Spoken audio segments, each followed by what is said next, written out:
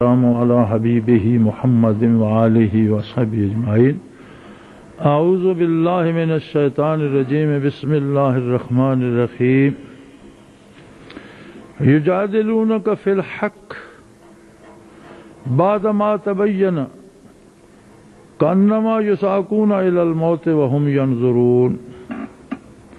اللہم سبحانک لا علم لنا الا ما علمتنا انک انت العلیم الحکیم۔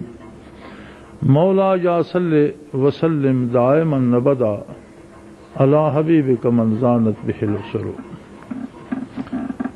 نویں پارے میں سورہ انفال کی یہ آیت مبارک بڑی ایک خوبصورت بحث کا آغاز کرتی ہے اور ایک خوبصورت فلسفہ بیان کرتی ہے کہ ایمان کیا ہے اور ایمان سے محرومی کیا ہے، کیوں لوگ ایمان قبول نہیں کرتے۔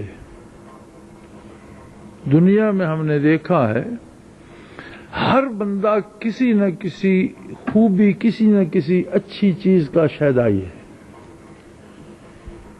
کوئی اچھے شعر پہ مرتا ہے، کسی کو شعروں کی الفاظ و معانی کی سمجھ نہیں آتی، لیکن گانے والے کی آواز اسے اتنی خوبصورت لگتی ہے کہ اس پہ مرنے کو جی چاہتا ہے۔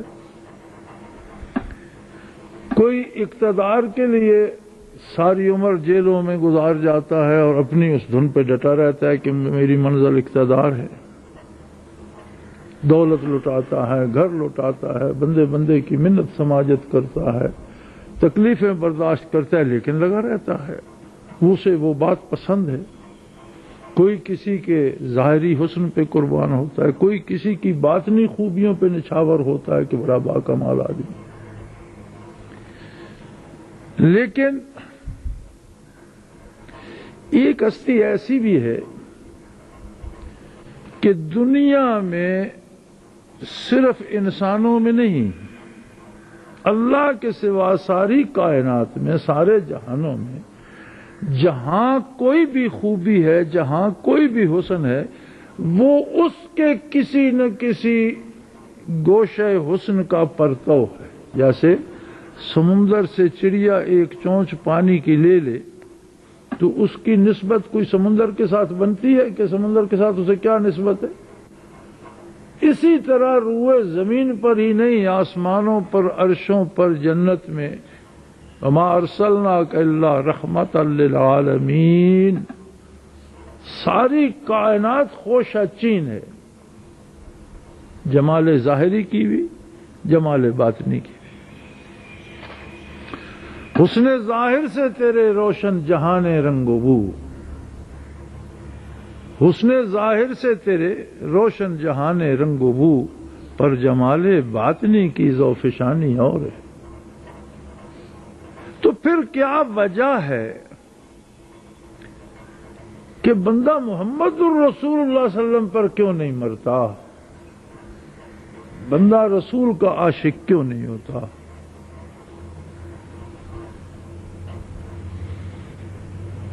اللہ کریم فرماتے ہیں میرے حبیب یجادلونک فی الحق، اے میرے حبیب تو بات اتنی سچی کہتا ہے کہ تیرا ہر لفظ حق ہے۔ ایسے بد نصیب ہیں کہ تیرے ساتھ جھگڑا کرتے ہیں، حق پر جھگڑتے ہیں۔ بھی حق تو حق ہوتا ہے، سچائی تو سچائی ہوتی ہے، اور وہ ماننے کے لیے ہوتی ہے، جھگڑنے کے لیے نہیں ہوتی۔ جھگڑا ہوتا ہے یہ بات ثابت کرنے کے لیے کہ جو کہا جا رہا یہ سچائی ہے کہ نہیں۔ جھگڑا اس بات پہ ہوتا ہے کہ جو کچھ کہا جا رہا ہے یہ سچ ہے یا نہیں، اور جب ثابت ہو جائے کہ یہ سچ ہے پھر جھگڑا کیسا؟ جب آپ نے مکہ کے قبائل کو جمع فرما کر پوچھا کہ میرے بارے تم لوگوں کی کیا رائے ہے، اور آپ کوہ صفا پر کھڑے تھے اب تو صفا مروہ بھر گئے ہیں مٹی سے، اور درمیان سے فاصلہ تھوڑا رہ گیا، اچھے بھلے اونچی پہاڑیاں تھیں، تو سامنے سارے لوگوں کو جمع فرمایا، تو سب مشرکین مکہ نے، کفار مکہ نے، سب نے یک زباں ہو کر کہا کہ آپ صادق بھی ہیں، امین بھی ہیں، آپ کے 40 سال ہمارے درمیان گزر گئے، ہمارا یہ تجربہ ہے کہ ہر بات میں ہم نے آپ کو سچا پایا، امانت دار پایا۔ آپ نے فرمایا اگر میں یہ کہوں کہ میں تو پہاڑ کی چوٹی پہ کھڑا ہوں، کیا خوبصورت مثال دی حضور علیہ الصلوۃ والسلام نے، تمہیں دوسری طرف کچھ نظر نہیں آ رہا، لیکن میں چوٹی پہ کھڑا ہوں، میرے سامنے جس طرح تم ہو اسی طرح دوسری طرف بھی ہے، اور میں تم سے کہوں کہ دوسری طرف ایک لشکر ہے جو ابھی تم پر حملہ آور ہوگا اور تمہیں تباہ کر دے گا، تو کیا کرو گے؟ انہوں نے کہا جی آپ کی بات مانیں گے، آپ سچے ہیں، امین ہیں، یقین کریں گے، اور جو تدبیر دفاع کی ہو سکے گی وہ کریں گے۔ تو آپ نے فرمایا ایسے ہی میں دونوں جہانوں کے سنگم پہ کھڑا، اور میں تمہیں بتا رہا ہوں کہ اس کفر اور شرک کا انجام تباہی ہے، میں تمہیں بتا رہا ہوں اللہ واحد ہے اور لا شریک ہے، حق پر کیا ثمرات مرتب ہوں گے میں تمہیں بتا رہا ہوں اور دیکھ کر بتا رہا ہوں، باطل کا کیا حشر ہوگا یہ میں تمہیں بتا رہا ہوں اور دیکھ کر بتا رہا ہوں۔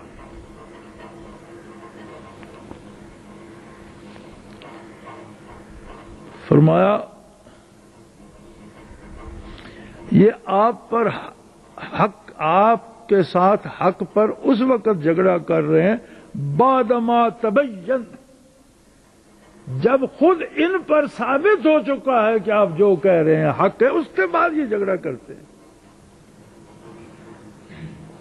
یعنی کیسی عجیب بات ہے، یہ حالت تو کفار کی تھی، ایمان نہ لانے والوں کی تھی، یعنی جانتے وہ بھی تھے۔ میں نے تو ایک دلیل عرض کر دی، بے شمار دلائل کفار کے پاس تھے جس سے انہیں یہ ثابت تھا کہ آپ جو فرماتے ہیں حق ہے، اور یہ بات ان پر واضح ہو چکی تھی کہ آپ جو ارشاد فرماتے ہیں یہ حق ہے، لیکن اس کے بعد بات ماننے کے لیے تیار نہیں، اس پہ اعتراض کیے جا رہے ہیں، جھگڑا کیے جا رہے ہیں، مرنے مارنے پہ تیار ہیں، لڑائی کرنے پہ تیار ہیں، ایذا دینے کے ذرائع ڈھونڈتے ہیں، تکلیف پہنچانے کے ذرائع ڈھونڈتے ہیں۔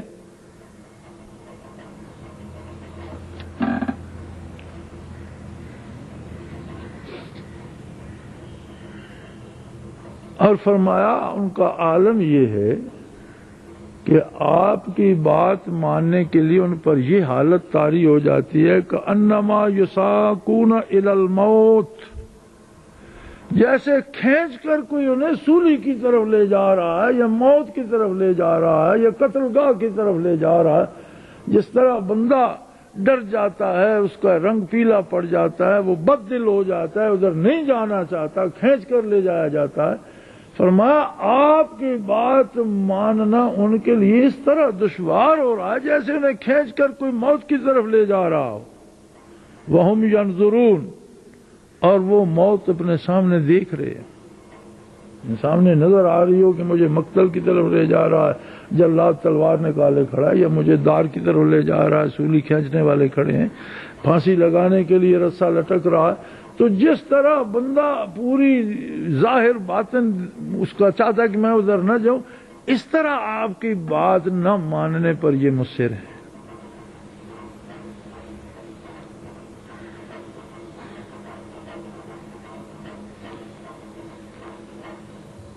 اب یہ حال تو تھا کافروں کا، جنہیں ایمان نصیب ہو جاتا تھا ان کا عالم یہ تھا کہ وہ رات دن کسی نئے حکم کے انتظار میں رہتے تھے کہ دیکھیں اب کی حضور کی بارگاہ میں حاضر ہوتے ہیں تو اللہ کریم کی طرف سے کیا حکم نازل ہوتا ہے، اب جو نئی وحی الہی آتی ہے وہ کیا ہے۔ اور انہیں یہ تمنا ہوتی تھی کہ زیادہ سے زیادہ موقع ملے ہمیں حضور کی اتباع کا اور اللہ کی اطاعت کا۔ یعنی کفر اور ایمان کا فلسفہ یہ ہے کہ اگر ارشادات نبوی پر عمل کرنے کو جی نہ چاہے اور وہ بڑے مشکل لگیں اور اوکھے نظر آئیں تو یہ دلیل تعلق کی نہیں ہے.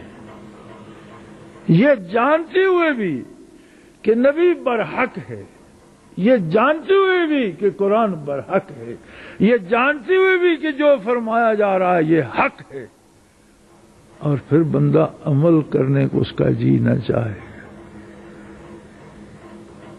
اور اتنا مشکل ہو اس کے لیے جیسے پھانسی لگنا پڑ رہا ہے.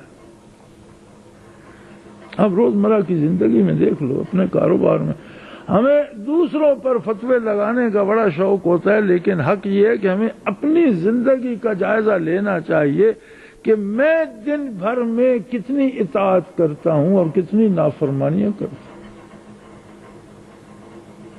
مجھے صبح اٹھنا پڑے تو مجھے کتنا دشوار نظر آتا ہے، جبکہ ارشاد ہو رہا ہوتا ہے الصلاۃ خیر من النوم، اعلان ہو رہا ہوتا ہے کہ نیند سے اللہ کی عبادت کروڑوں درجہ بہتر ہے. میں کیوں نہیں اٹھ جاتا؟ مجھے کتنا مشکل لگتا ہے کہ میں وضو کر کے بارگاہ الوہیت میں جاؤں، جبکہ کسی دنیا دار کو جانے کے لیے تو میں کپڑے بھی تبدیل کرتا ہوں، ہاتھ منہ بھی دھوتا ہوں، جوتے بھی پالش کرتا ہوں، پوری تیاری کر کے جاتا ہوں. اور نماز کے مسائل میں یہ بات موجود ہے کہ جس لباس میں آپ دنیا کے کسی آدمی سے ملنا پسند نہیں کرتے اس لباس میں آپ کی نماز نہیں ہوتی. یہ یاد رکھ لیجئے، یہ مسائل کوئی نہیں بتاتا، یہ کبھی زیر بحث نہیں آتے. لیکن کوئی اگر ایسا لباس آپ نے پہنا ہوا ہو کہ وہ لباس پہن کر آپ کسی سے مل نہ سکتے ہوں یا باہر جانے سے گھبراتے ہوں، گھر سے باہر نہ نکلتے ہوں، اس لباس میں نماز نہیں ہوتی. میرے اکثر دوست جو جیب سے چھوٹا سا رومال نکال کے سر پہ الٹا سا باندھ لیتے ہیں، اگر وہ رومال نہ باندھیں، ننگے سر نماز ادا کریں تو وہ اس رومال باندھنے سے بہتر ہوگی. اس لیے کہ کوئی بھی بندہ اس طرح کا رومال باندھ کر کسی عدالت میں نہیں جاتا، کسی کورٹ میں نہیں جاتا، کسی افسر کے سامنے نہیں جاتا، کسی کو ملنے نہیں جاتا، پھر اللہ کی بارگاہ میں کیوں جاتا؟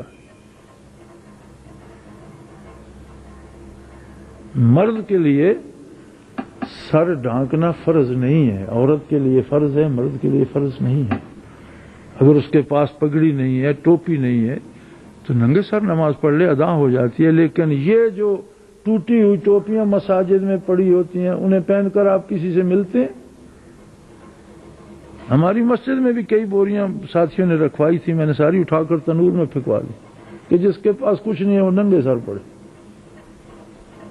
یہ سیاہ ہو جانے والی اور ٹوٹی پھوٹی ٹوپیاں پہن کر آپ اگر کسی عام آدمی سے ملنا پسند نہیں کرتے تو اللہ کے حضور میں یہ ٹوپی کیا کرے گی؟ اور اگر آپ خوش لباس ہو کر لوگوں سے ملنا چاہتے ہیں تو اللہ کے حضور بھی خوش لباس ہونا چاہیے. پھر یا جو آپ کی روزمرہ زندگی ہے جس میں بے تکلف ہر ایک سے مل سکیں. میں ایک دفعہ نور پور تھا، ہل چلا رہا تھا، جنرل ضیاء الحق مرحوم کا زمانہ تھا. یہاں الیکشن پہ کچھ گاؤں میں جھگڑا ہو گیا اور ہمارا ایک عزیز میرے پاس آیا جی کہ ان پہ فوجیوں کا وہ کوئی دفعہ پتہ نہیں 16 کیا تھا مارشل لا کا، تو M L O martial law order number 16 وہ اس وقت ہوا کرتا تھا تو وہ بڑا تکلیف دہ ہوا کرتا تھا، یہ سزا ہوتی تھی. تو ان پر اس میں پرچہ ہو گیا تو وہ غلطی ہو گئی تو اب وہ آپس میں صلح بھی کرتے ہیں لیکن وہ انہیں چھوڑتے نہیں تو ان کی سفارش کرنی ہے.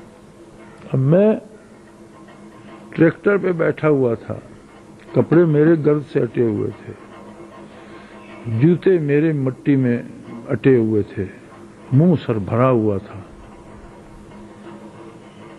تو میں نے کہا چلو چلتے ہیں، اس پنڈی چلتے ہیں. جیپ کھڑی تھی، میں نے اس بندے کو ساتھ بٹھا لیا، جیپ لے لی. تو وہ بڑا حیران ہوا، مجھے کہتا ہے عجیب آدمی ہو، نہ ہاتھ دھویا نہ منہ دھویا نہ کپڑے تبدیل کیے. میں نے کہا ابھی ابھی اس لباس میں میں نے زور ادا کی ہے. جس لباس میں نماز ادا ہو سکتی ہے اس میں ضیاء الحق سے بھی ملا جا سکتا. الحمدللہ اس کا کام ہو گیا. بہرحال میں ضیاء الحق کے دفتر تک اسی لباس میں اسی حالت میں، اس لیے کہ میں نے اسی حالت میں نماز ادا کی تھی. میں کر سکتا تھا، 2 میل پہ گھر تھا، واپس آتا، غسل کر لیتا، کپڑے بدل لیتا، لیکن پھر میری نماز تو نہ ہوتی۔ اگر اس میں اللہ کے حضور کھڑا ہو سکتا ہوں تو باقی دنیا میں کون ہے جس کے سامنے میں نہیں جا سکتا؟ تو نماز کے مسائل میں یہ بھی یاد رکھیے کہ جس لباس میں آپ لوگوں سے ملنا آپ کو پسند نہیں، اس لباس میں آپ کی نماز نہیں ہوتی۔ پھٹے ہوئے لباس میں ہو جائے گی، میلے میں ہو جائے گی، سستے میں ہو جائے گی، اگر آپ روزمرہ زندگی میں سب کے سامنے وہی استعمال کرتے، ٹھیک ہے۔ لیکن جس لباس میں لوگوں کے سامنے نہیں جایا جاتا، اس لباس میں حضور بارگاہ الہی کیسے ہوتا؟ اور یہ جاننے اور ماننے کے بعد کہ اللہ کا نبی سچا ہے، اللہ کا کلام برحق ہے، اللہ حق ہے، دین حق ہے، پھر وہ دین مشکل لگے تو اس پہ ہمیں سوچنا پڑے گا کہ میرا دعوی ایمان سچ ہے بھی کہ نہیں۔ میدان حشر میں جب ایمان کی جانچ ہوگی تو میرے اس ایمان کو ایمان مانا بھی جائے گا یا نہیں؟ اور خدا نہ خواستہ اگر وہاں سے رد کر دیا گیا تو پھر میری زندگی بھر کے دعوے کہاں جائیں گے؟ حضرات گرامی، 2 باتیں ہیں۔ ایک بات ہے کہ جو کہنے والا جو کہہ رہا ہے وہ بات سچی ہے، ایک بات اور ہے کہ کہنے والے کی ہستی یا حیثیت کیا ہے۔ اگر تو بات تک ہی رہے پھر سچی بھی ماننے کو دل نہیں کرتا۔ اگر بات اسی بات تک رہے کہ اس بندے نے جو بات کہی ہے وہ سچ ہے، بندے کی ذات سے رشتہ نہ بنے تو وہ سچ ماننے کو دل نہیں کرتا۔ بندہ یہ کہتا ہے کہ سچ ہے لیکن یار میرے کام کا نہیں، آپ اپنا سچ اپنے پاس رکھو۔ مانتا تب ہے جب کہنے والے سے بھی اس کا تعلق بن جائے۔ ہمارا ایک تصور، ایک طریقہ ایمان کا، ایک یقین کا حصہ یہ ہے کہ ہم اپنے لیے اللہ کی عبادت کرتے ہیں، یہ ہمارا ایمان ہے۔ ہم اپنے لیے حضور صلی اللہ علیہ وسلم کی اطاعت کرتے ہیں۔ یہ جب اپنے لیے تک رہتی ہے، کبھی ہوتی ہے کبھی نہیں ہوتی۔ اپنے لیے جو کرنی ہے کبھی ہو گئی کبھی نہ ہوئی۔ اور اگر اللہ آشنائی دے دے محمد الرسول اللہ کی ذات صفات سے، آپ کے جمال جہاں آرا سے، آپ کے حسن دو عالم سے اگر آشنائی دے دے اور بندہ اس لیے کرے کہ میری تو ذات کو چھوڑو، اللہ پاک رحم فرمائے گا، جو ہوگا ہوگا، میں نے اس لیے کرنا ہے کہ میرا محبوب مجھ سے راضی رہے، کام تب ہوتا ہے، دین پر عمل تب ہوتا ہے۔ یہ صحیح ہے اور یہ حق ہے کہ ہم اللہ کی عبادت اپنے لیے کرتے ہیں، اللہ کو ہماری عبادت کی ضرورت نہیں ہے۔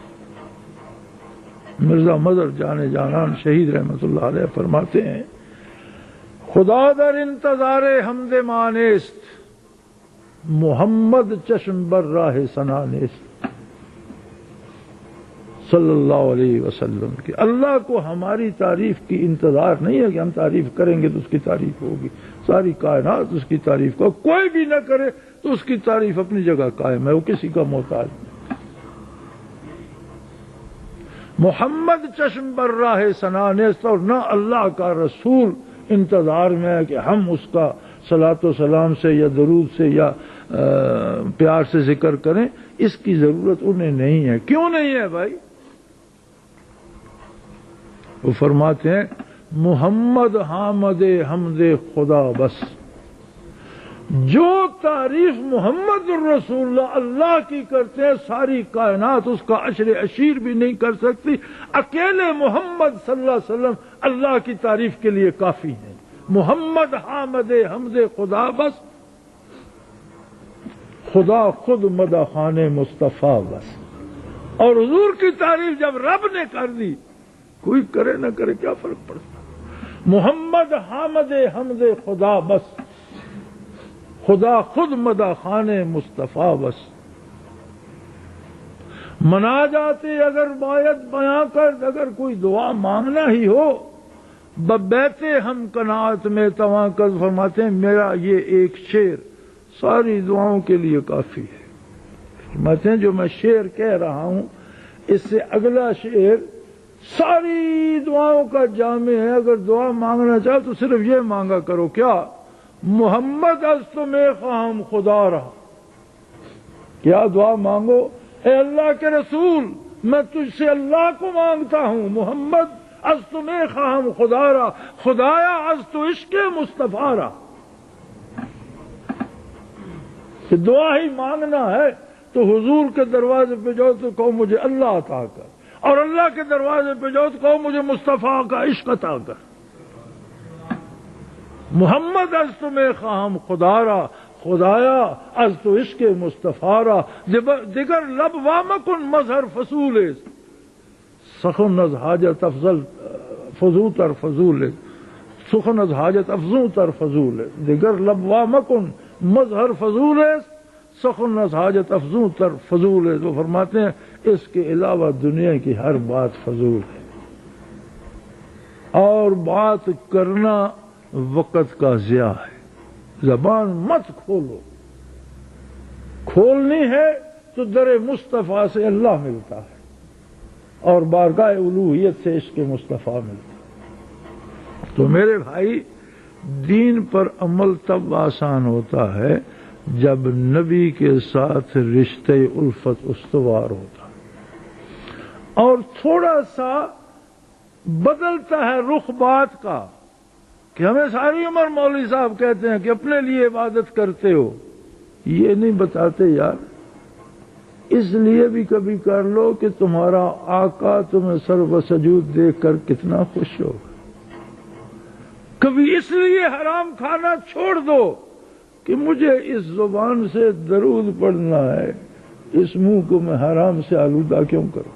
بھئی ایک ہی بات ہے، ایک تو آپ ہم حرام چھوڑ دیتے ہیں کہ میں حرام نہیں کھاتا، حرام جو کھائے گا جہنم میں جائے، جہنم بھی جہنم میں جائے۔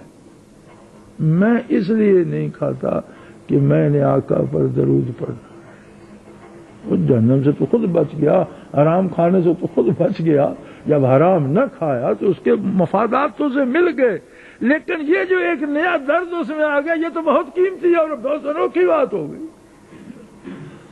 حضور اکرم صلی اللہ علیہ وسلم مدینہ منورہ میں تشریف لے جا رہے تھے، صحابہ کرام ہم رکاب تھے، ایک شخص مکان بنا رہا تھا اور اس نے ایک کھڑکی رکھی تھی۔ آپ صلی اللہ علیہ وسلم نے پوچھ لیا بھئی یہ گلی کی طرف کھڑکی کیسی؟ مکان تو بنا رہے ہو تمہارا اپنا ہے، لیکن گلی تو گزرگاہ ہے عوام الناس کی، تو گلی کی طرف کھڑکی کا کیا حق ہے تمہیں؟ یا رسول اللہ میں نے اس لیے رکھ دی کہ ہوا آئے گی۔ آپ نے فرمایا بند کرو، حکماً بند کروا دی، واپس تشریف لے آئے۔ مسجد میں جلوہ افروز تھے تو فرمانے لگے کاش یہ شخص کہتا کہ میں نے اس لیے رکھی ہے کہ مجھے اذان کی آواز سنائی دیتی رہے، تو میں اس کی کھڑکی بھی قائم رکھتا اور ہوا مفت میں سے ملتی رہتی۔ لیکن ہوا کے لیے رکھنے کیسے کیا حق ہے کہ گلی سے تو ہر اچھے بھلے نیک بد نے گزرنا ہے، تو یہ کھڑکی اس طرف کیوں رکھے؟ اپنا گھر محفوظ رکھنا چاہتا ہے، لوگوں کو دیکھتا ہے۔ لیکن اگر یہ کہتا کہ میرے گھر کی پشت مسجد کی طرف ہے، میں نے ادھر کھڑکی رکھ لی ہے کہ اذان ہوگی تو مجھے سنائی دے گی، تو میں اس پر خوش بھی ہوتا، کھڑکی رکھنے کی اجازت بھی دیتا، اسے ثواب بھی ملتا اور ہوا تو از خود آتی رہتی۔ اس لیے جب ہم عبادت اس لیے کرتے ہیں کہ میں اپنے لیے کر رہا ہوں وہ اور بات ہے، اور جب ہم اس لیے کرتے ہیں کہ میرا محبوب مجھ سے خفا نہ ہو، میں اس لیے کر رہا ہوں، تو عبادت کا ثواب تو از خود مل جاتا ہے، لیکن یہ بات کچھ اور ہو جاتی ہے۔ پھر وضو کرنا مشکل نہیں لگتا، پھر راتوں کو اٹھنا مشکل نہیں لگتا، پھر حرام نہ کھانا مشکل نہیں لگتا، پھر سچ بولنا مشکل نہیں لگتا، پھر اللہ کی اطاعت کرنا مشکل نہیں ہوتا، پھر کاروبار دکان چھوڑ کر نماز کے لیے جانا مشکل نہیں لگتا، اور جب اپنے لیے ہوتا ہے تو بندہ کہتا ہے یہ بھی تو اپنے لیے کر رہا ہوں نا، جو دکان پہ سودا تول رہا ہوں، اب یہ گاہکوں کو بتا لوں گا، پھر اپنے لیے کرنا ہے، پھر کر لوں گا نماز، تاخیر سے پڑھ لوں گا، دیر سے پڑھ لوں گا۔ اپنے لیے کرنے میں اور بات ہے اور کسی کے لیے کرنے میں اور بات ہے۔ اجر بدل جاتا ہے، نتیجہ بدل جاتا ہے، کام وہی ہے۔ سوچ کا، انداز فکر کا، تعلق کا، رشتے کا فرق ہے، اور یہی بات یہاں کفار کے حق میں اللہ کریم نے بتائی۔ یجادلونک فی الحق کے بعد ما تبین، میرے حبیب تیرے ساتھ جھگڑے کرتے ہیں حق میں، اور اس کے بعد کرتے ہیں جب انہیں بھی پتہ ہے کہ جو تو کہہ رہا ہے حق ہے، یعنی بات کو مانتے ہیں، تیرے ساتھ ان کے تعلقات بن نہیں رہے، اس لیے جھگڑا کر رہے ہیں۔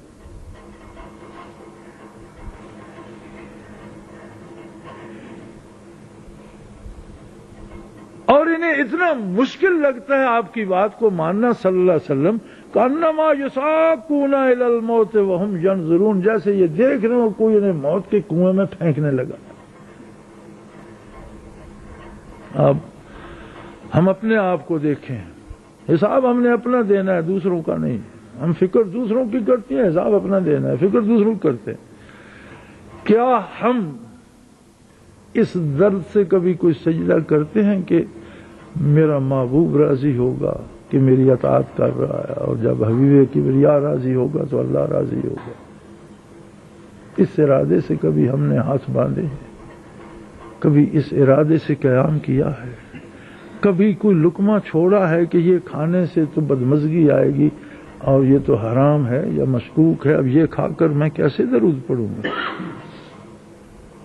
جب تک یہ بات نہ بنے تب تک عبادت کی توفیق رضا نہیں ہوتی۔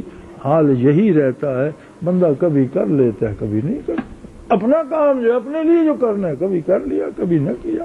جب ان کے لیے کرنا ہو تو پھر نہ کرنے کا سوال پیدا نہیں ہوتا۔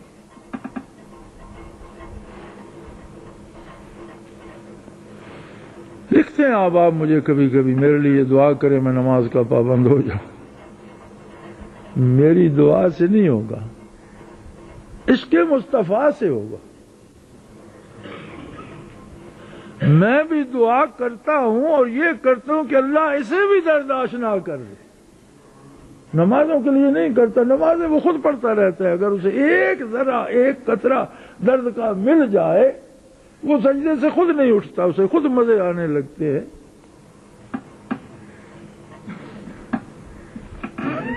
لیکن میرے بھائی ایمان اس چیز کا نام ہے۔ ہم بھی عجیب لوگ ہیں، ہم زندگی میں ساری زندگی آسانیاں تلاش کرتے ہیں۔ بھلا آسانیوں میں کوئی شے ہے؟